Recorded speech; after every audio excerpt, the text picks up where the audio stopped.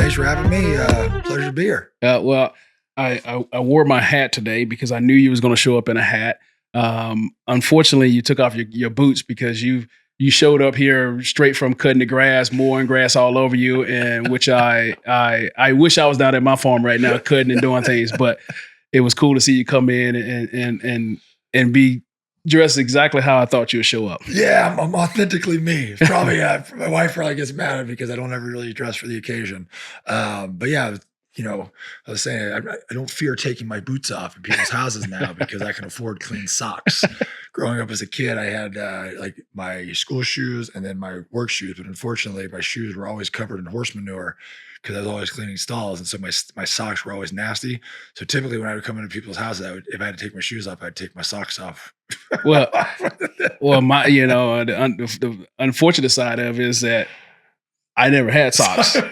And so my feet was always rough, and I ran through fields, ran across rocks and everything because we couldn't afford to have socks, clean socks. And if they got a hole in it, you were done. And so I remember I was getting some work done on some rehab stuff done one day, and this young lady was looking at my feet, and I was looking at her like, what are you looking at? She's like, well, you have Walmart feet. And I was like, Walmart feet? What's Walmart feet? She's like, people that walks around Walmart, no socks, no shoes on, feet all black and dirty and all that. I was like, well, my feet are clean, I promise you. She's like, they just look a little rough. And so I get the whole being proud to have a pair of socks and a pair of shoes. It's the little things in life. It's the little things in life that make things all better. Yeah. So Jared, real quick, just tell us about, just where you grew up and how your upbringing. So I grew up on a horse ranch all over Northern California. My dad trained reining and cutting horses. When my parents got divorced, I was in fourth grade. I lived with my dad, and so we have had the highs. We had the highs and highs and the lows and lows. Growing up, my dad was, he was the finance manager of a car dealership. We owned a restaurant. He trained horses, and so, but then when my dad's partner stole about $500,000 from the business, we ended up going bankrupt, and the only thing the IRS couldn't take was the horse business. So, we went from living in a nice house with new cars into a 24-foot travel trailer on a ranch, and and then a few years later, my parents get divorced, and so meanwhile, man, we kind of roughed it throughout. I mean, I've lived in houses, I've lived in trailers, I've lived in one-room tack rooms where I bathed in the wash rack because it had hot water. Some good water pressure right there. So good water pressure. I grew up good, but I grew up rough in that aspect of we didn't always have a lot. I'm like, it's like the verse in the Bible, right? I know what it's like to have a lot. I know what it is to have plenty. I know what it is to be in want, right? Or to be in need.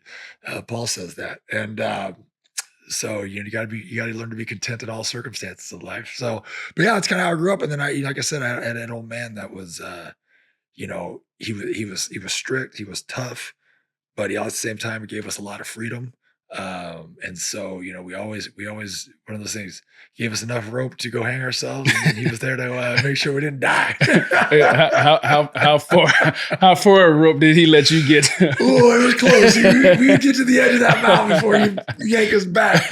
And then the problem was sometimes I wish you just let me fall off the mountain because the ass whooping I caught in the back end was worse. It was probably worse than the fall. But I'm pretty sure it made you who you are today, though. Yeah, absolutely. Yeah. It instilled, I got to watch my dad work 3-4 jobs. After my parents got divorced, my dad always made sure we had what we needed. Didn't always have what we want, but we had what we needed, right?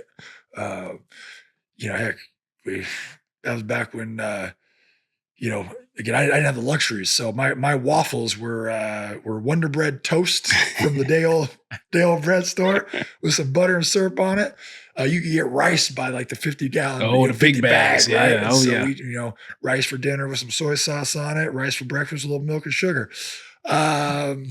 Lots of malto meal. I don't really know why malto meal was a staple in our house. That was one thing. And then, do I dare ask what a malto meal is? Yeah. Remember cream of wheat? Oh, y'all call it malto meal. Hot cereal. Yeah. Oh, we call it hot cereal. Yeah. It was the generic brand. Okay. All right. We have malto meal. All right. We call it a hot cereal from Wick. We got it from Wick. Yeah. It was like wheat. It was like whatever you want to call it. Yeah. Just grits. It basically is like another form of grits. Yeah. Okay. All right. Yeah. My go-to was a mayonnaise sandwich. Yeah, can do mayonnaise. But if we had bologna. Yeah, fried bologna sandwich. But I put ketchup on mine. Yeah. No Had to put ketchup. ketchup. It's like a No hot dog. ketchup. See, like I No, said, no, I no, was no already ketchup. white trash enough, Mustard. living in a horse barn in a trailer. You know, I didn't need to throw the mayonnaise consumption on top. I mean, but a little mustard and mayonnaise on a fried bologna sandwich. Oh man, so good. That's the best. I hear my brother. That was my brothers. My dad were they were that route. I was a ketchup guy. I still don't do mayonnaise. I still don't want to eat mayonnaise. And they try to church it up and call it aioli these days. It's mayonnaise, bro. It is still mayonnaise. You know you've got fancy now when you know, oh, it's aioli. Aioli, yeah. You still know. No, that's mayonnaise. That's pure mayonnaise. Call it what you want. Yeah. So as you kind of start to look back, at what point did you realize that you were different? 8 years old. You was 8. No joke. I told my dad when I was 8 years old, I would be playing professional football. And most parents are like, okay, little Johnny, go hit the books. My dad's a meat stick. My dad was like, all right, well, you better eat, sleep, and drink this. And we were at a ranch in Livermore for a while, and it was about a mile or so, a little over a mile from the gate up the hill to the house. And he would drop me off at that gate every single night after we get on feed a horse or whatever. He'd drop me up, make me run up to the gate. I couldn't have been more than, at that time, it was probably 10 or 11. But I told him when I was 8 years old, I was going to play pro ball. So were you able to grasp the concept of telling your dad that I want to play the NFL, I told and him saying, okay, this is what you want to do. I'm going to make you work. And did you get upset with him? Was you mad at him? To the point of being, I almost quit football when I was like 12 because I was just like, and again, no fault of my dad because I mean, I'm here the better for it, but he was the good game butt. Yeah. Because he was one of my coaches. He always coached me a lot. Even if he wasn't officially on the coaching staff, right? Good game, but here's what you can do better. And every time I'd be like, he would remind me, you're the one that said you want to be in the NFL. You're the one that said you want to be pro. Man, I can learn a lot from this right now because having a son's 15, I try not to be that good game, but so I think there's a balance though. So I think there's a balance right now. Same thing. I don't have a son. I have daughters, right? So I have to balance that with my kids as well, right? Because someone I can coach harder than the next. Right. And you do try to take things, you know, you're probably similar to me. You try to take the good from your childhood, implement that in your kids, and try to change what you didn't feel was good. Right. But I'll say for my personality and what it developed, I mean, for my dad to take the invested effort over think about it, 14-year period, right? From 8 to 22 till I was drafted. Yeah. Like he saw the long picture a lot further than I did, right? Right. You know, it sounds good. I told every coach that would play, like when I was Pop Warner, he'd be like, who wants to play for NFL? You know, everybody raised their hand. High school, who's going to go to college? I'm like, I'm getting a scholarship. People laughed at me. Who's going to go pro? All right. And they're like, okay, whatever. You know, you're 5'9" right now. You're 5'10". You're not, you know. But I just had that self-belief. And then I had a dad, like I said, that just, pushed. And, you know, my mom was the typical parent, like, okay, you know, showed up at games, very supportive, but never to that foresight of that, you know, and then all of a sudden I got my scholarship. Hell, I tried to screw it up as many times as I possibly could, but you know, the good Lord had a plan for me. So I tell people all the time, I don't recommend putting all your eggs in that basket. So I quit all other sports when I was 13 too.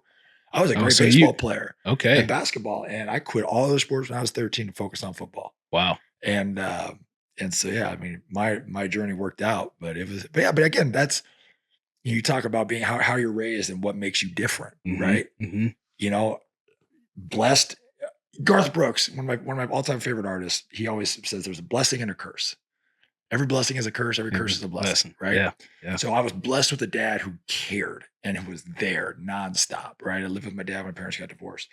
You know, so that's the blessing. The curse was he's going to hold me accountable to everything I said I wanted to do. Yeah.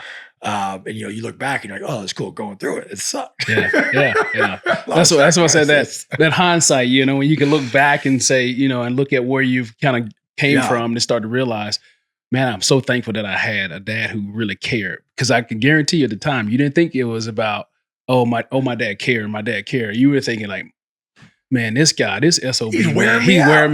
Yeah, he's wearing me out. You know, and my dad got a taste of the NFL. Nothing to our levels, right? It's funny now because I look back And now I'm like, oh, Pops, you were just a camp body. You were a jag. You weren't even a jag. Just so you guys know, a jag is just a guy. So if someone ever say, "Oh, he's a jag," just know what it means. He's just a guy. So now I see. But when I was younger, and I saw letters, from from NFL teams wanting him to come to camp and this, that, and the other, I thought he was the coolest, right? Like, man, my dad tasted the NFL. So everything he said, I grasped and ate up. So I think, your son would be fortunate probably to listen to you. You had some pretty good. You know how these kids are. It's like dad doesn't know anything. Yeah. Well, it sucks because you just want to help them accomplish their dreams. Yeah. You want to instill the knowledge that you have to them. Yeah. And you're like, if you just listen, we can do this a lot easier. Yes. But then as you probably growing up had to learn the hard ways. Yeah. Sometimes things don't stick unless you learn it yourself. That is the toughest. That's the toughest. Like I said, I think the Lord, was like, "Hey, we're not giving you a son because that could be chaos." Sorry, enough, my girls. Hey, man, it's a lot with kids in general, but boys and especially boys who has aspiration to play the game that you play. At first I was kind of like, I don't want you guys to do it. Let's find some golf or something else. But it's hard to tell them no when football changed my life. Yeah. And so it's now the education piece of trying to give them all information and knowledge of the game, but also the knowledge of how to take care of your body. Yeah. No, that is true. That's a whole another aspect. And that's where I think you come through, right? It's like you to be in a position to where you're at. I mean, when you were a kid, like myself, football was the answer. Yeah. Right. Oh, it was the only way out. And I wasn't even thinking about being out. For me, it was football or it was football, military, being on the range. Yeah. Right. Either I'm going to take over my dad's horse business. I'm going to go in the military, if those are two things, if football failed.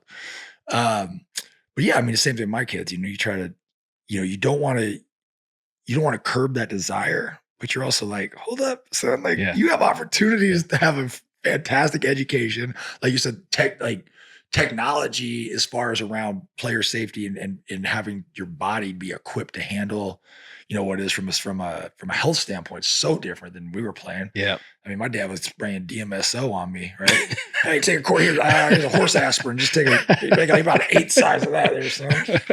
Hey, we had the case of rubbing dirt on it in Mississippi. It was like there was no such thing as an injury. That red mud is healing power. Yeah, we got some healing stuff in there. Just rub it on.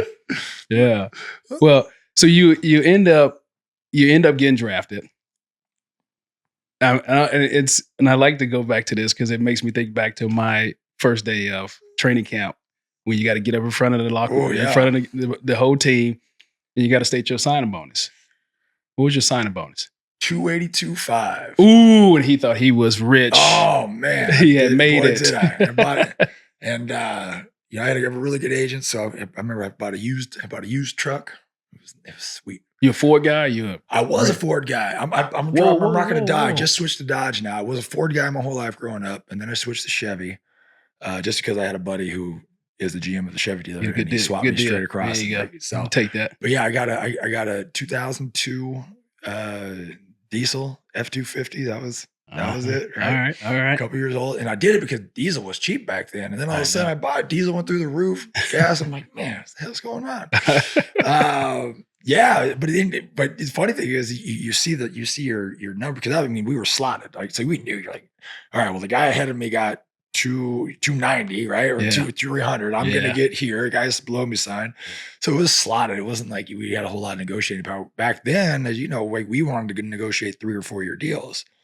So I was on a 3-year. They were trying to push for 4-year deals back then, and I just signed a standard 3-year deal. But yeah, I mean, you come out and then you get that check and you're like, wait, where's the rest of it? What do you mean, Uncle? What do you mean I'm in a different taxes? I've never paid taxes a day in my life, and now you take half my money? You take half of it? I went from thinking I was loaded to being real sad-faced real quick. Hey, you got the wrong Jared. I need the rest of my I made more than this. I'll pay the tax on the back end. I'll pay it. I'm like, I'm Wesley Snipes in this. What's going on? I'm not paying income taxes. I mean, how fun is it though? Like to go from not having to having, and then starting to learn a whole new side of the game, of not just the game, but the financial aspect of it. It's terrifying, to be honest, right? Because you have to check yourself, because I see how people get caught up quick. I mean, heck, I got caught up at a young age, right? Yeah. Making $10,000, $15,000 a week. Right. You're like, a week? Yeah. I just came off a $432 a month stipend check. Yeah. In college. And you're giving me $15,000 a week. Yeah. Like, this is insane, Yeah. right? And so you really have to, like, luckily financially, I was surrounded by good people and we had a good plan in place. And I learned some hard lessons early, right? Yeah. But yeah, it's fun because it's fun and scary. So fast forward to after I got played my rookie contract out, and I'm sitting here negotiating with the Chiefs. Here's a team that I love this team. I never planned on going anywhere else. Like, I love Kansas City. I had loved my coaches, the upper man, everything. And they've told me how great I am. And all of a sudden now we're talking money and they're telling me how bad I am. Yeah. Like, now they're picking me apart. It's Like, I'm like negotiation this scrub, tactics, and I'm yeah. like, hold up. Then why do you even want me? Mm-hmm. Right. Mm-hmm. And it probably not until I was even older to learn, because it was hard for me to separate emotions. Right. Yeah. Like, because I'm an emotional player. Like, I'm invested. Like, hold up, I'm sharing my soul with you on this field, right? I'm blood, sweat, tears. Like, I'm all in. And now you're going to sit here and tell me you don't think I'm worth something. And so, yeah, that was a tough thing to learn. And to be honest, it sours you on the NFL. And I'll never forget too, we lost a preseason game my rookie year to the Browns. And I thought I could have made a play to help us win. And man, I was like down and out, in the locker room afterwards. And all the vets are laughing and joking, blah, blah, blah. And Yeah. Like, man, what's wrong? I'm like, why is everybody so happy? He's like, hey, first of all, it's the preseason, bro. Like, these games don't matter. Second of all, man, at some point it's a job. Right. It becomes a job. And so you're balancing this passion for this sport and getting your paycheck and moving on to the next one. Yeah. So yeah, it's a crazy factor. I think it gets people, right? Because I think people either go all football, right, and they don't ever get the financial rewards or that they should have gotten, or people go all business and they forget that football actually drives the bus, right? So they get that contract and then they're worthless.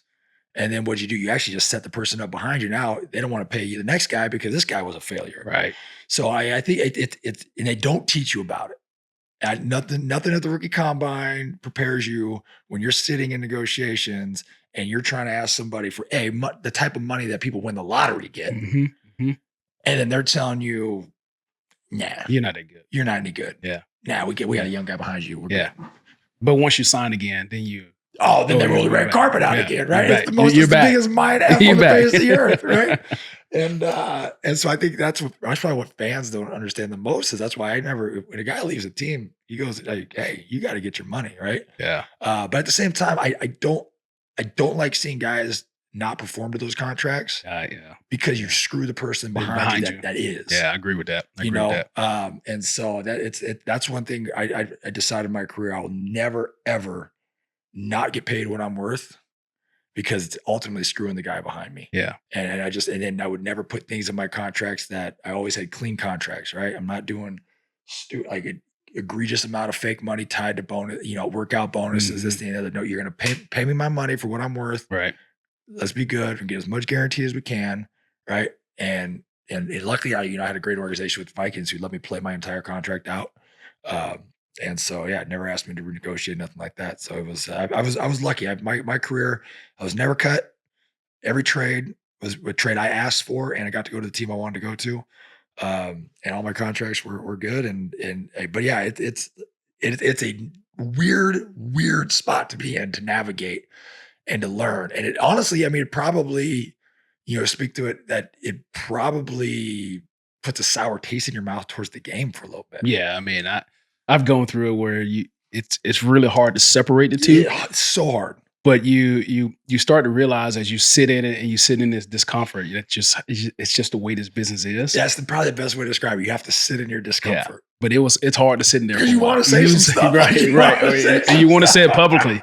And you have to keep it to yourself. And then there's some family members you can't even say anything to, because they'll go around and say. And your agent, you got to listen to your agent. You're sitting there. I'll never forget, like, even with Minnesota, they put some numbers on the board. And I was like, okay. And my agent just goes bat crap crazy in the freaking meeting. He was like, get up, throws me a Tampa Bay high. He's like, we're going to Tampa. Let's go. And I'm like, hold up, I don't want to go to Tampa. I want to be in Minnesota. But because I didn't know the nuances, like he was like, nope, that's fake money. This is hidden. Like this is not acceptable, right? And so, like I said, lucky for me, I had guys that were I've always looked out for me from a financial standpoint, from my agent, always protecting me. Because you got guys that don't do that, right? Agents see that they see the big dollar sign. You take guys. Even you look at like when Kaepernick's contract when he signed, there was a lot of fake money. There's a lot of fake money. There's a lot of game day roster bonuses. So you sprain your ankle, you don't get paid. You're full out. Like that's ridiculous. I'll never forget the first argument we had, like when they tried to do an injury split in my rookie contract. My agent was like, absolutely not. Absolutely not. Yeah. Like you take enough risk in this game. Yeah. If you get hurt, you are getting paid. But that's a sticking point for a lot of teams that a lot of lower round guys aren't willing to fight. Right. Because you're just happy we made it. You're happy we made it. So the agent's like, they see it. They see 3% on $1 million, right? They sign this. But I would assume your agent knew what he had in you because of the mindset that you had. Yeah, I think so. I think he was our punter got drafted the year before me to Minnesota, actually. And he was his agent. And going through with the agent, one thing I loved about him, he was always honest with me, never promised me anything, right, that I wasn't gonna get, and always reminded me of where my place was at, right? Like as far as giving out money, So I went and trained in Atlanta with Chip Smith. He gave me, instead of giving me $50,000, he gave me $10,000. He's like, you got to pay this back, and this is where you're going, right? That you're a mid round guy, like you don't need all that, right? Go back, keep your stipend. Yeah. You know what I mean? Yeah. He was adamant too. He was like, when you buy a car, because that's the first thing you're gonna buy, and I'm like, I'm buying a truck, and I bought a used truck. Because he's like, if you go out and buy a new Escalade, which everybody who goes out and buys a new Escalade and bought the new Avalanche, they came out in 2004, right? The Avalanche. Well, guess what? None of them have signed yet, and they're all sitting on a $50,000, $60,000 vehicle. Right. And the teams know this, and they just wait them out. Yeah. They wait them out till they need money, right? So yeah, I was always set up, and I think he knew the player I could be. Yeah. Right. I think he definitely saw it based on what those. With certain metrics and just how I constantly always elevated. Yeah. So again, if you don't believe in yourself, first of all, you have to have people around you that believe in you. It's the right people. You can't have yes men. You're not yes men. You have to have the right people. The right people that believe in your capabilities and that are willing to tell you what you need to hear when you need to hear it to get you in those positions. Yeah. Which makes me think back to early in the podcast, you said, you tried to screw it up. Oh, you tried to screw it up. At what point did you start to really lean back into how you was raised to get back on track? It wasn't until I was in the NFL, to be honest. I tried to screw it up in high school, and it was always dumb stuff. Like, we stole all the yearbooks, a bunch of football prank. We took all the yearbooks. We thought it was funny. School didn't think it was funny. That's how I ended up living with my mom back from my mom my senior year. I got kicked out of school. So I thought it was funny. You don't seem like a prankster, man. You don't seem like. I kind of fell into it. It was like it was just like a mass prank, and I ended up taking it. But I'm loyal, so I took the blame for it. I didn't snitch. Because snitches get stitches. Yeah, okay, all right. And he's raised right. So I took the fall for it. Then college, same thing, right? Just we're doing what we think is having fun, but reality is we're acting like fools. We're playing for. It was like the program. We were there to play football and party. That's what we were doing in college. Like class, all that class. We were doing class. We were all in, and we were a small school, so we thought we were trying to keep up with all the big schools. Like, they must be partying in SC like this. So we were just having fun, but completely irresponsible, right? Because we were just ball players, and in a small town, and so things get swept under the rug until they can't be swept under the rug anymore. You got to face your consequences. So then I had to deal with that in college a little bit, and then again NFL, same like you said, you get all of a sudden I'm having all this success. You go from making no money, I got a 6-figure paycheck now. I'm what is this? This is great.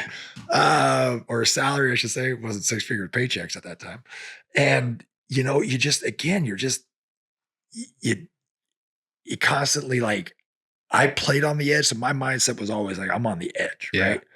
I always tell people the difference between greatness and failure is so small, because I took a lot of chances on the football field. Yeah. If I don't make those plays, I'm probably cut 15 times over. Yeah. Right. Yeah. I make the plays, all of a sudden I'm sitting here, I'm an all He's pro. right. Don't make them. No one's ever heard my name. Right. And unfortunately, when I was young, that's how I lived, right? If it was, I was full tilt. Like it was just like, yep, if we're all in, let's get it, right? We're either all in training, we're all in party, we're all in whatever it is, let's go. So I think it was, when I got in trouble in the NFL, and again, you're looking at potentially losing, the ability to take care of your family from a financial standpoint, to have your reputation tarnished, to have this, what you love to do taken from you, it really changes your perspective. My grandfather was actually, though, he really sank it in. My grandfather was hardcore. He was 23 years in the Marine Corps. He could dish out an ass whooping quick, fast, and in a hurry. But he called me one day and he said, I didn't drag our last name through multiple wars and conflicts for you to F it up. Mm-hmm. And I was like, dang. And then literally the next phone call was my best friend's dad was our pastor growing up. And he said, listen, there's enough a-holes in this world. We need more moral heroes. Wow. He said, you were raised a certain way. He said, if you're a prick, be a prick. That's fine. But if that's not you, you need to take a minute and figure out who you are. Like what are your laurels? Like what foundations do you stand on? Mm-hmm. And then stand on them. Yeah. Because we got enough people in this world that don't. Yeah. And so those two things hit me hard. And that's so my, 2006, I really had to take a look at who I was as a person and how I was living and and again, not that we were doing anything malicious, but you're like, all right, well, I do have a responsibility, whether I want to be a role model or not. Yeah. I'm a role model. Right. So I had to accept that. Right. So I just had to grow up. I had a very immature mind, you know? And so for me, that was 2006 when I really said, okay, if I say I'm a Christian, I should darn well people should probably know I'm a Christian, Mm-hmm. right? Mm-hmm. Instead of the Saturday morning or Sunday morning prayers, like, oh Lord, get me through this one and I won't do it again. I won't do it again. So there was that. And then there was like, if I say I want to be the best, right? You got to act. Then I need to cut out the nonsense that's keeping me. And I was having good years. Mm-hmm. Right. But they wanted me to play at 280, 275, 280. That was a cheeseburger and beer diet for me.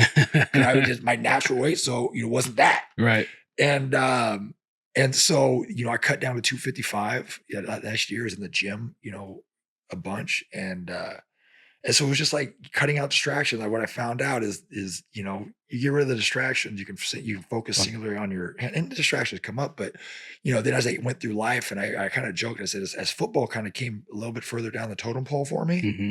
I became a much better football player and a much better person. Yeah.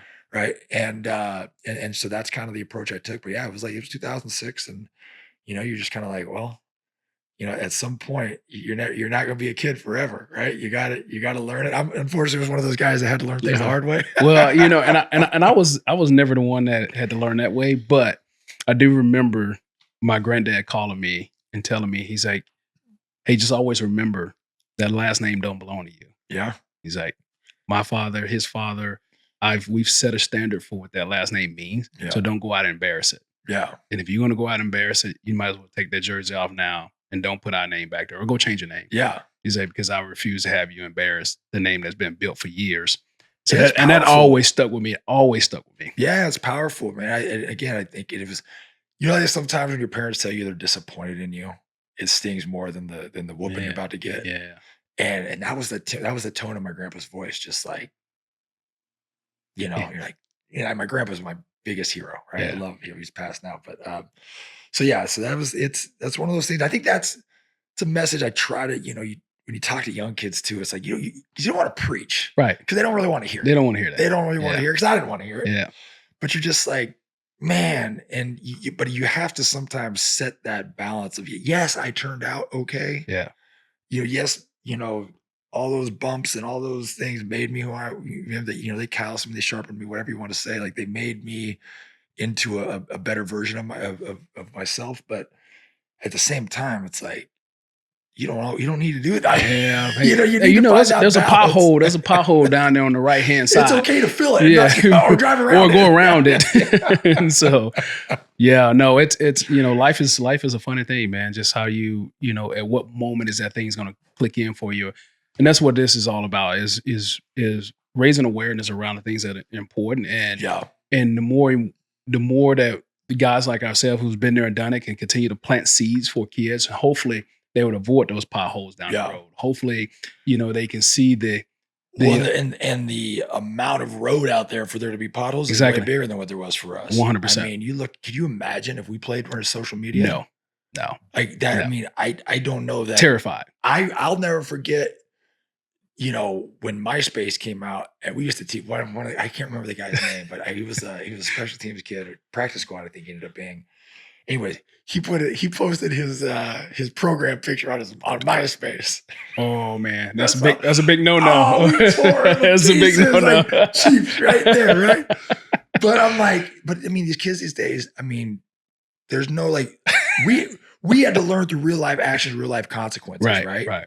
There's so less interaction and so less real consequences. I mean, once it's out there, it's out there. But you don't really know the effects of your words because you don't see any emotional feedback. Right. But not to mention, it's out there. Yeah. You might get drunk in a bar, say something stupid, and you might have to like answer to your teammates the next day, but it wasn't stuck out there. Yeah. It wasn't stuck in the universe for someone to pull up every time.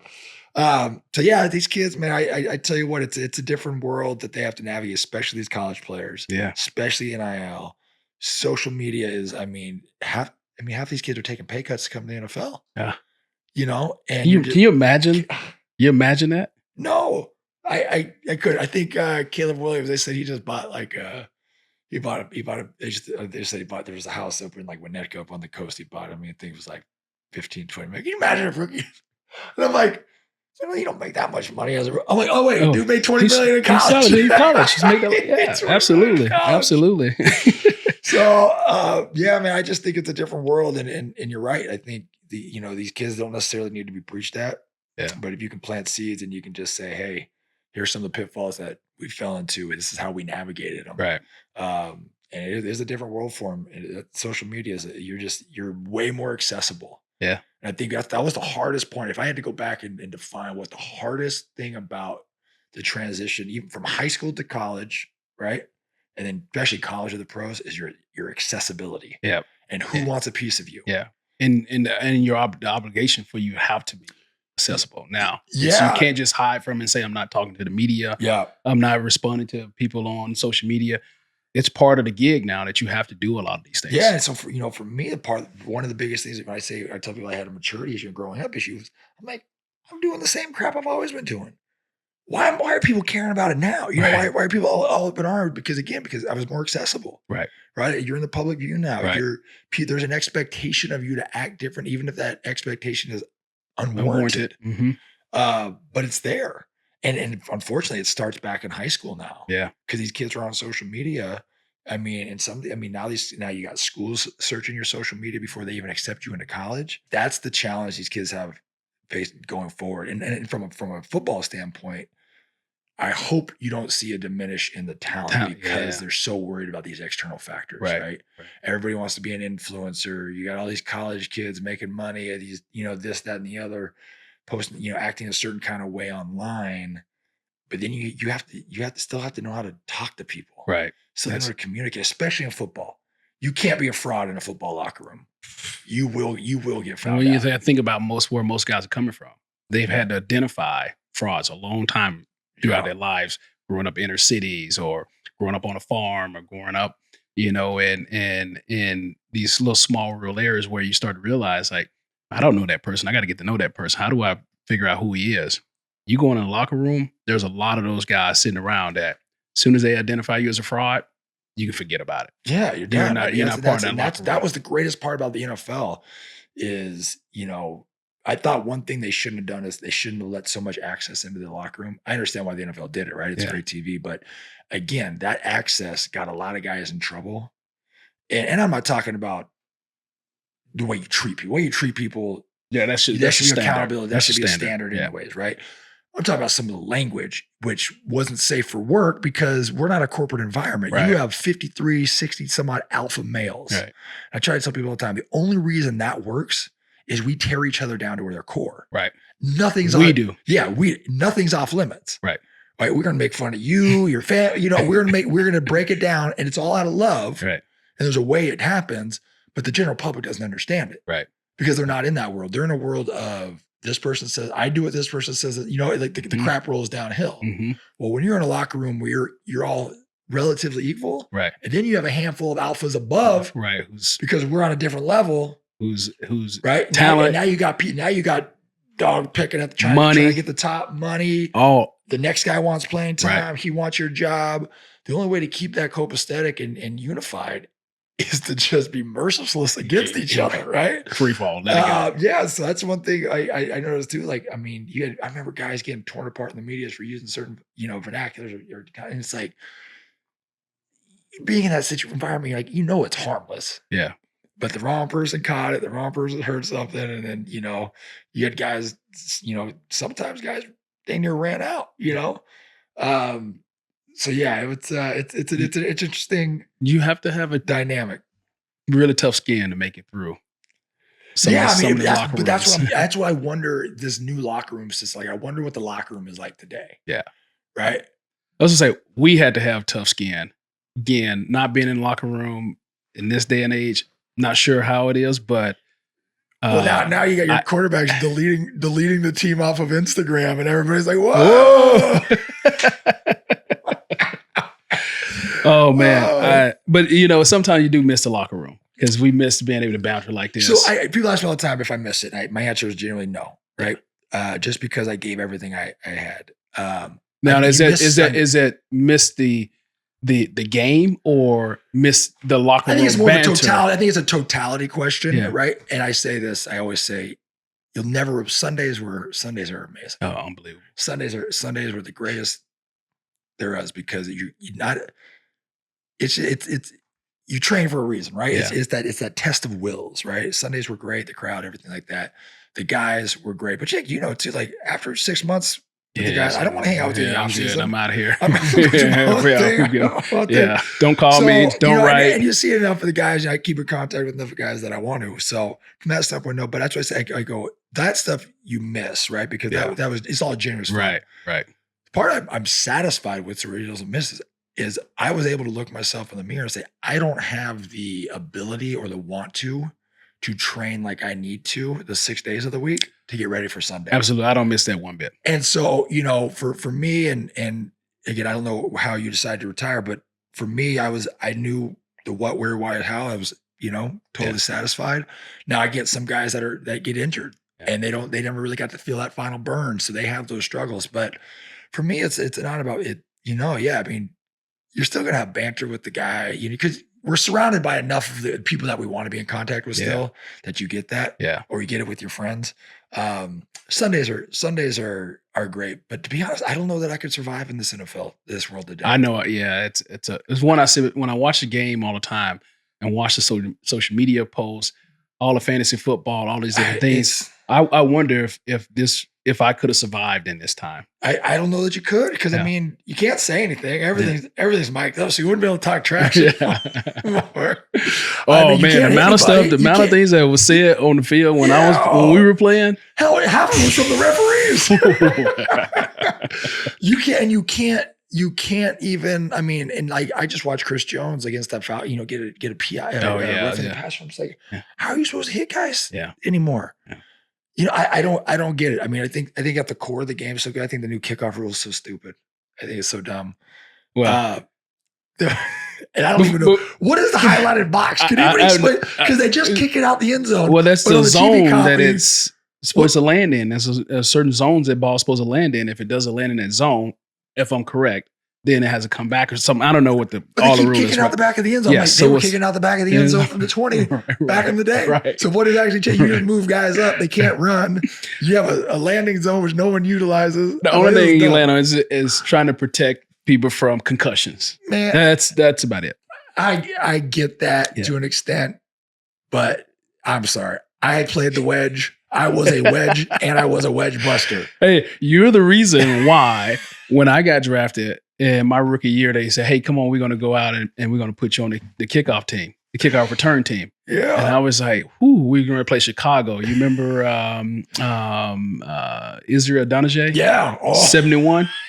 And I remember watching film before we went out to practice. He had no cartilage in his knees, but that dude could tear up a wedge. He just can run, man, and he would bust up a wedge like nobody's business. So I'm sitting there thinking like, man, wait a minute. I got to run backwards. And then by the time I turn around, this guy's hitting me in the mouth. I remember Bob, the special team coach, Bob, he says, Spencer, I need you to go block the L1. And I'm just like, okay, cool, coach. Line up. I go block the L3. Comes back. He's like, hey, no, I said the L1. I was like, oh, coach, my bad. Which one is that? Yeah, He's like, all right, this time I need you to go to L2. And I'm just like, okay. And I go to L5. he's like, Spencer, just get out of here. Get out of here. And so I avoided that.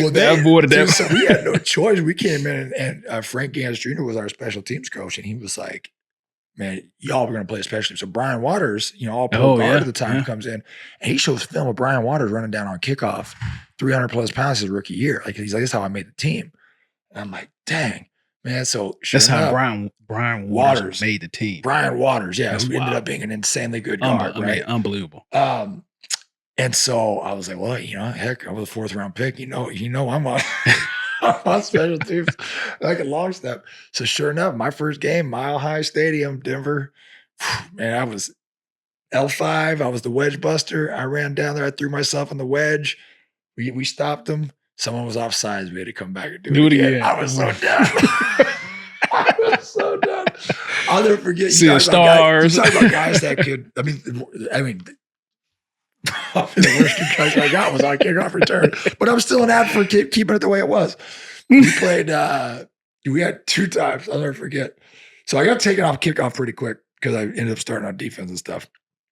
But kickoff return, I was on my first 2 years, and so I'll never. So we're playing the Chargers, and we was wedge wide. Every time was wedge right or left. I was like, oh, thank goodness, yes, that middle wedge was a beast. Because I could have got a 40-yard sprint into your neck, and it was usually like 250 pounds. Big bodies. Yeah. But so Chris, I think it's Chris Hart. I think his name is Chris. We're running down, and next thing you know, man, I get hit, or we make the block. Dante breaks it, right? Oh, yeah. And but he fumbles on the 5. Like, he fumbled, and they recover. And I just remember like, man, I got hit good. So I'm like, Vonnie, go in, right? I run across there. I was like, you all right? I said, yeah, man. Dude hit me so hard. I was like, but I didn't fall down. I did not fall down. Like, I was all proud of myself, right? So I go and I talk to my coach, and I was like, hey, blah, blah, blah. And he was like, I asked you that question in the first quarter. I was like, and? He's like, it's the 3rd quarter. I was like, oh, yeah, I've been a little out of it. I was like, I got hit pretty good. I was like, I hit pretty good. I've been a little out of it, right? So go out, play a game. We're watching film, especially if it was film next day. We're watching the play. Not only did he hit me, not only did I get hit hard, he buckled me. I completely collapsed. Dude hit me. I went to sleep. I was laid out on the ground. Oh, God. I woke up on the other team's side. I was trying to sit down on the Chargers bench, right? Oh, wow. They pushed me across the field. I woke up halfway across the field. That's when I was like, Vonnie, come in. And that's what we were like, yeah, at least I didn't fall down. Not only did I fall down, I was slept. I went and sat on the other bench. And you continue to play the game. Yeah. That's not happening these days. That's not happening. I didn't have no concussion protocol. Yeah, that's not happening anymore. No, I'm not advocating for that, right? But I don't know. There's just something about, man, opening kickoff that is nostalgic. And you got dudes, you're 10 yards away, and you got one group backpedaling. Because you can remember, the front line of kickoff return is full back pedal. Right. Full or turn and run. That's trying to make a block. Then they decide we're going to leave 3 guys unblocked for the wedge. Right. That's why I avoided the whole thing. I tried to avoid it. But that's why football's so great. It's violence and chaos. And that is why kickoff should go back to the original. They should bring back the wedge. It is what it is. You heard it here. Jared said bring it back. It is what it is. I am an advocate for not getting blasted. How many guys made a living? 100%. As a wedge guy or a wedge buster? Yeah, it did. We played my last anecdote on the wedge. And I feel I am a coward. And Jimmy Wilkerson, if you are listening, I will apologize to you to the day I die for this. They had a guy in Dallas, Flowers or something. He was a linebacker. And this dude was murdering people. I mean, sleeping people in the wedge. I Thick mean, neck. and I'm like, oh gosh, and I'm up for most challenges in life. Uh. This was when I was like, I gotta be honest, I don't know where I'm at on this. What right? year was this? 2000, it had to be 4 or 5. So you still my rookie might have been my rookie year. Okay, so Like, you it was still rookie year or second year, and we called middle wedge, and I was just like, oh crap, and we're going down, and this dude is untouched, and it's me and Jimmy, That's the worst. right? And I'm not gonna lie, I kind of took a side step, pushed Jimmy like, hey, bro. And Jimmy hit him, he blasted him, and I was just like, oh, I felt so bad. I let him take the brunt. I kind of side scooped it, Oh, I felt like such a wuss, and I was just like, I made a business decision right there. I was just like, this dude might end my he's gonna shorten my neck. I made a business decision, and I let Jimmy take the brunt of that. Hey, that's not for the faint of heart. It is not for the faint of heart. And that's when I knew I really wasn't cut out for wedge. I wasn't cut out for wedge. Some dudes were, and God bless them, because I knew right away I wasn't cut out for it. So, but hey, Jared, we get to a phase I like to do, like a quick rapid fire on some things. I call it my halftime going into my 2 minute going into halftime. So, couple questions for you. Your favorite hunting story, which we'll get into, because I know you're a big hunter. Favorite hunting story? Oh man, it was probably when I hog hunting down in Wichita Falls, Texas. Man, we went hog hunting with knives. Yeah, got me a hog with just a knife, dogs and a knife, primitive, awesome. We're gonna get back to that because that sounds pretty awesome. Toughest old lineman you faced? Willie Rofe, hands down. Willie Rofe. Because I had to face him every single day in practice. He taught me so much. That dude, awesome. And that's no disrespect to anybody else. Best sack, Dan. Best sack in your NFL career. Favorite sack? Honestly, it's probably got to be with a lot of them. But I got Peyton Manning one time only, so I had to be probably one time only. It was my first sack in Minnesota. Peyton Manning. And now the follow-up question to that is: did you have your mullet when you got that sack? Oh, absolutely. Yeah, absolutely. Absolutely rocking the mullet. Hard. The mullet was strong. It was strong. It was strong, man. Yep. I think a lot of players was afraid of you because of the mullet. It brought out a different character, right? I still rock it, man. It's the greatest haircut in the history of the world. Last one, funniest teammate. Oh, got to be Pat Williams. Pat Williams. Big Pat. Freaking Big Pat is hilarious. I've had some funny teams. Kevin Williams was sneakily funny too, but Big Pat, because you can barely understand him unless you speak Louisiana, right? It's a different language, especially when he gets going, but he will dog cuss anybody and everybody. But he does it like in a loving manner, but he just figures, oh, dumbass. But that dude, he's funny. And he was a grown man. I had to block him. Grown man. Because dude had kids at 18. Like, dude had some life on him at like 30. Every time I faced him, I was going to the cold tub, hot tub right after the game because my back was sore. That dude was the fastest, I should say the quick twitch. 340-pound man. Man. With the skinniest calves. But just talk about,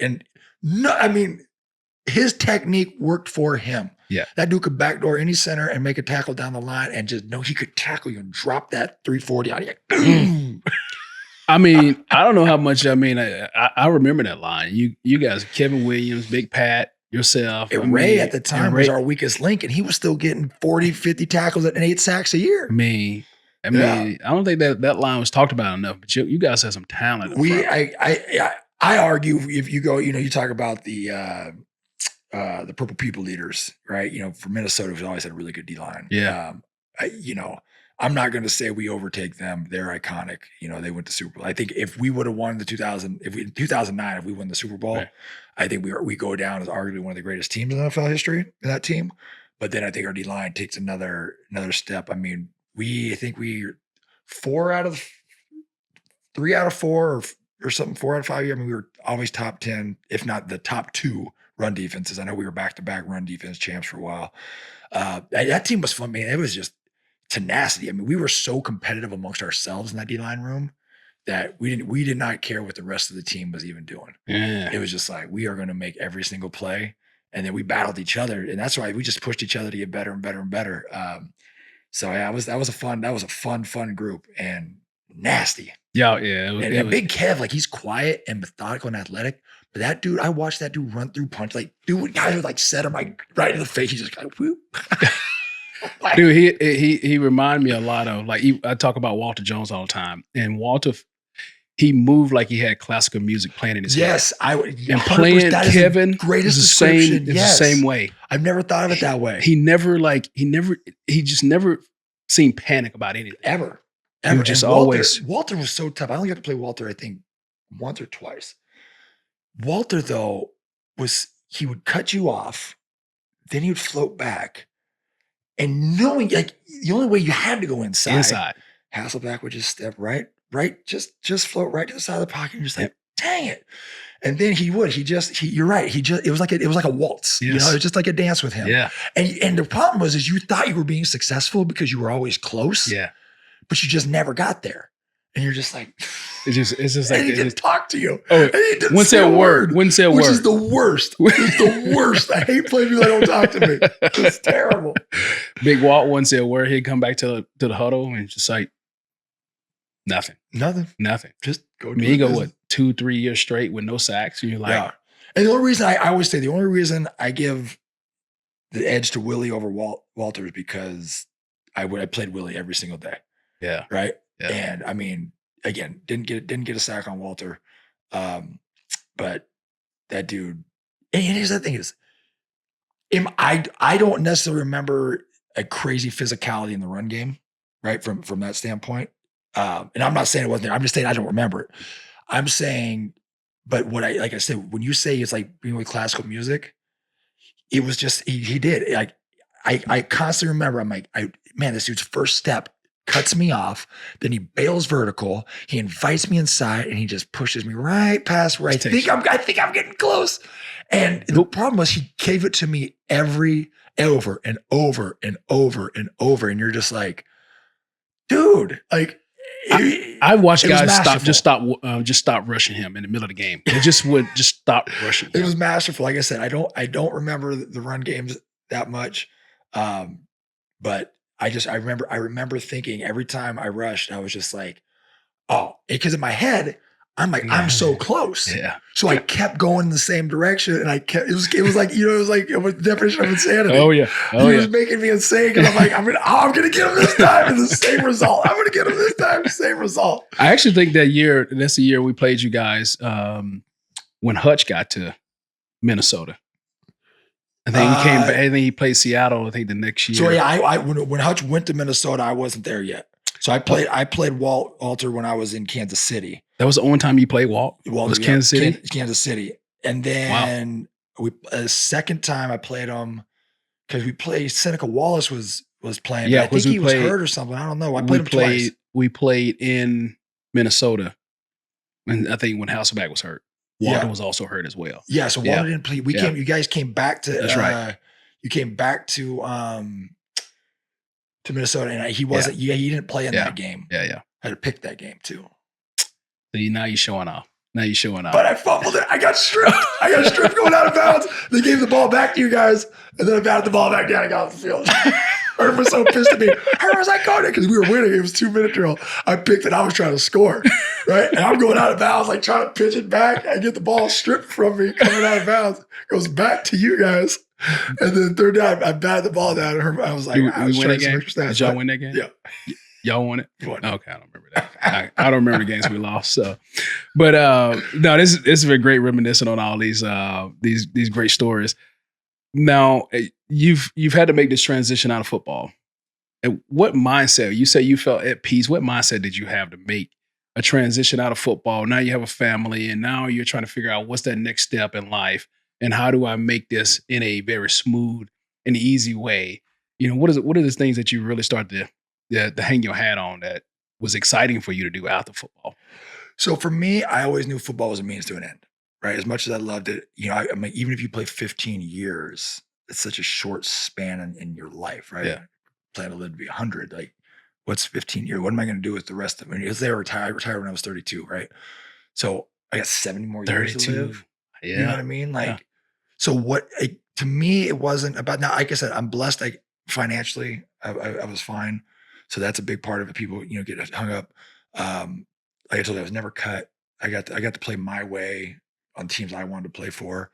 Had a lot of success in that aspect, but I always knew, like, as my life progressed, like I said, football became less of a priority. Hmm. But I found my identity first in Christ, right? Second was, okay, now I'm a husband, now I'm a father, right? Like there's bigger things in life than identifying solely as a football player. And I've just never been that guy. Like I told you, I've everything I've done to max capacity, Hmm. or I try to do to max capacity.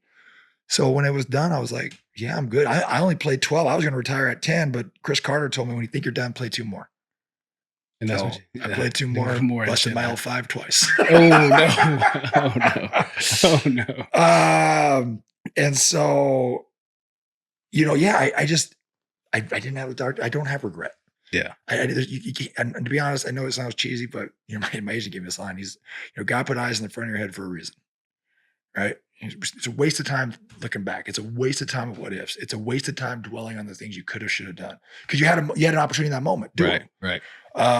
And so again, it goes back to the mindset I had from a kid. My dad pushing me to, don't say you're going to do something, and it's so cliche. Be about it. Don't talk about it. Be about it. Right. And so for me, I was good. I was good after 10 years. Yeah. And it was just one of those things where it's just, I always knew it was a kicking start. And even if I was dead broke, I met enough people, like, and that's fine. This is a chapter of my life. Yeah. Now, how am I going to use that chapter to catapult the next chapter? Right. Right.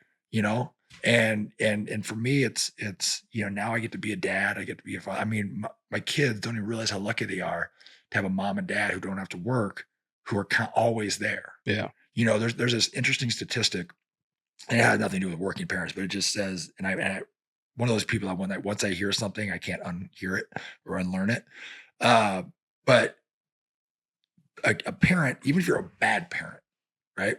I know it's kind of off topic, but a kid that has 2 parents in their life, just showing up, has a 70% less chance of living in poverty. Right? Now, and I'm not saying, and that's just showing up. Just showing up. It doesn't talk about if you're a good dad, bad mom, like just 2 parents actively in their life. Not even saying you're together. Right. 2 parents actively in their life, just showing up, have a 70% less chance of being in poverty, right? So I get to take that to the extreme. Mm-hmm. I get it. There's people out there that have 2 family. I came from a 2 working family. You know what I mean? 2 parent working family. So, but for now, I get that opportunity to, if I'm sitting here dwelling, I say that just say, if I'm dwelling on, oh, I could have still been playing, or this guy's doing this. If I'm living in the past, I'm not in my present, right? Right. And then I don't have an opportunity to be how blessed I am to be in my kids' life, to help coach softball, to be at volleyball, to be actively in these kids. And my kids don't even know how lucky they are to have a mom and dad who both are overly present, right? There. Yeah. And so so I look at those things, and I look at, like, man, like, how cool is that football afforded you this. Take money away, right? Take that, no matter what I decide to give my kids or don't give my kids, like, take all that away. Football allowed me and my wife to both be crazy present in my kids' life. Like, so I'm super cool. I focused on that. I'm excited about that stuff. And I think that is what helps me put things in perspective, right? Yeah. My wife and kids had to sacrifice when we were playing, right? I mean, we went from, we lived in Minnesota and Chicago, in an off season in Arizona. Then I signed with Chicago, right? And then I come home from playing Seattle at 3 a.m. I walk into the next morning. That same morning at 8. I walk into the GM's office and say, hey, I want to be traded. That night, I'm on a flight to Carolina.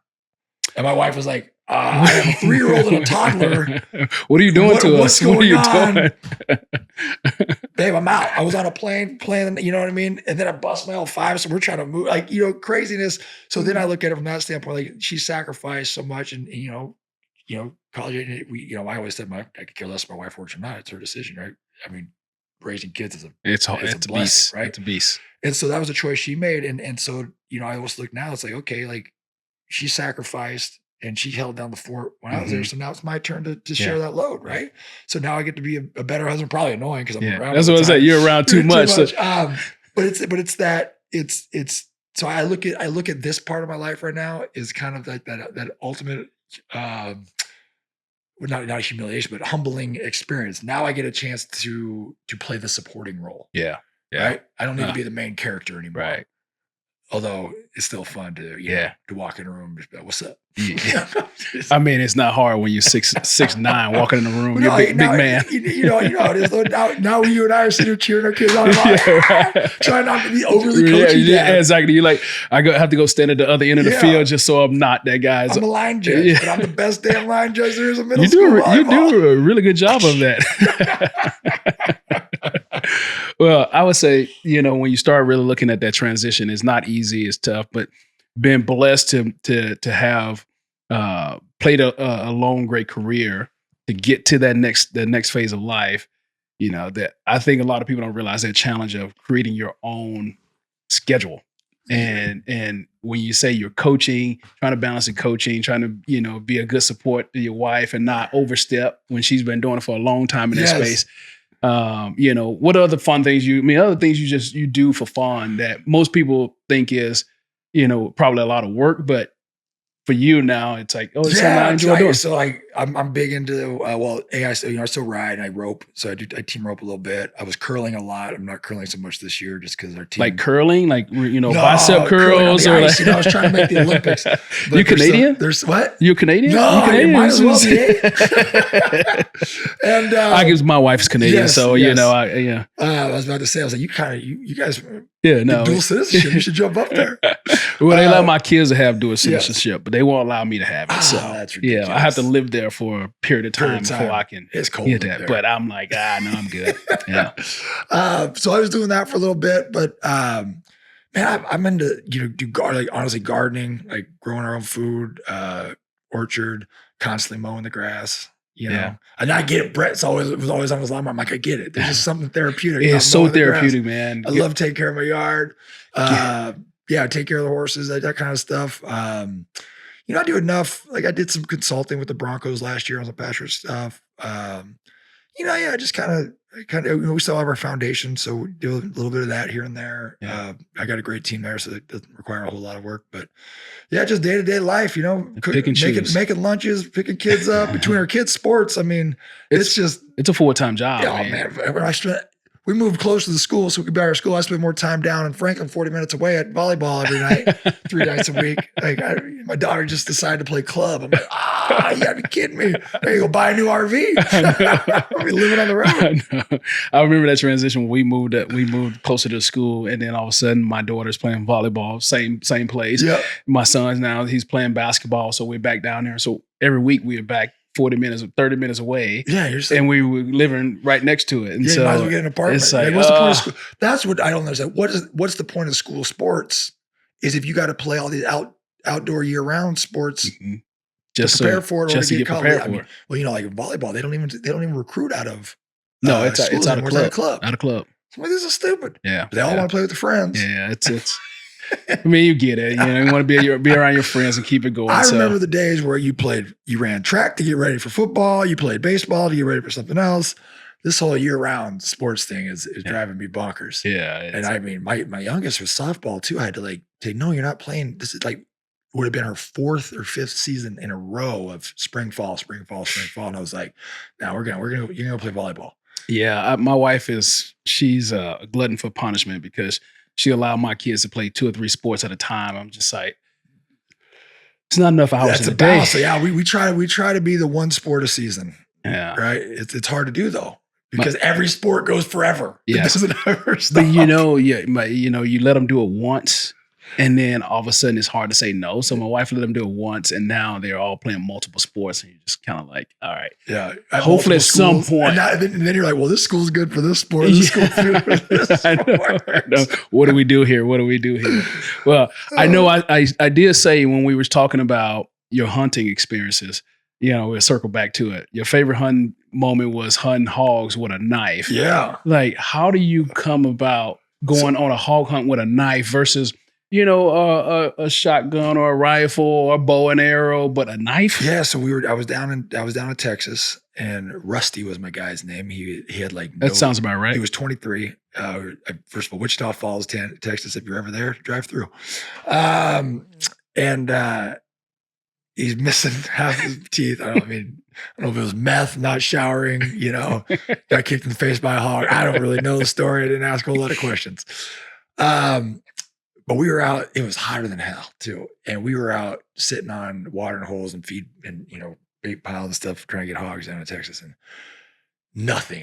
It was like a full day of just like sweltering heat. And so I was teasing Rusty. I was just like, we're just sitting around. We're just sitting in the heat for fun. Like, I could have done this back home. Like, where the pigs at? So he goes, "Oh, you all want to run them with dogs?" Like, we were scared or something. I was like, "Hell yeah, I want to run them with dogs." Like, let's go. And he's like, "Got a knife?" I said, "Yep, I got a big old knife." So we did. We got the dogs, man, and we went out, and it was. Talk about an intense hunt, man. The bay dogs go out, right? And you got the catch dog, you on a leash. So the bay dogs go out and find this hog, and once they hit it, they're gone. It's like. I've never hunted coons, but I've read where the red fern grows. I used to. And being from the South, a lot of people hunt raccoons, right? So, but I'm reading where we've been rereading where the red fern grows to our kids, and that's basically like hog hunting with dogs, right? Yeah. They hit the trail, they're on it. Gone. So you're just sprinting after these dogs, right? I've got snake boots because I'm in Texas. And it's hot in the summer. Yeah. It's not cold. Your rattlers everywhere. So we just take off running, and that's what the guy is like. Listen, wherever they pin them up, if it's in the swamp, the mud, the pond, like these dogs aren't gonna let this thing go till we call it, till we get them up. So sure enough, we get up. They got this hog, this beta. These dogs, they corner this boar, like 225-pound boar. Man, you let that pit bull, that catch dog go, and he's got a Kevlar vest on, slams that pig by the ear, holds it to the ground, and then you got to come up, but you got to come up a certain way because they'll get you with their tusks, right? Like quick, right? That's all I can imagine is a tusk getting you. So we came up, and you got to get this dog off, which has got this thing pinned. So one guy grabs the legs, flips it to its back. I'm grabbing the dog, right? You got to get the dog off, get him to the tree, get him tied up, and then you got the guy, hold him on his back, holding the legs of the hog, and then you just come up, straddle this thing, armpit to armpit him, and they squeal. Your listeners are probably like, "This is so brutal. It was so primitive," and it was like, yeah, I could get down hunting like this. It kind of evened the playing field. We were knee deep in the muck. My buddy got another one. He got one after him. He was waist deep in the swamp. Once they get him, you got to go get them. Look at that, man. It was, I'm not gonna lie. It was intense. It was primitive. Because you're out there, you're chasing, you're on the trail for 15. We were at a dang sprint for, no joke, a solid probably 12 minutes. You're just jumping fences, like just chasing these dogs. Well, you lost me at running. So, I was kind of all in with the knife thing, but when you said running, it's kind of like, I think that was 2005. I think I did that. I think I'm out on the running aspect of it, man. Well, you sound like you've had a very, very fun and fulfilled life, and still got a lot more to go. But when you start to think about the things that has gotten you to a place in your life, and you start thinking about intangibles, give us on our way out of here, on our way out of here today, give us the one intangible that comes to mind that has always been there for you. Oh, I think it's self-belief. I think you have to believe in yourself. Yeah. And that doesn't mean, self-belief out of ignorance or self-belief out of like, well, I think I can do it, so I can do it. The work ethic, the work has to match the belief. Right. But if you don't, I know it's an old adage, if you believe it, you can achieve it.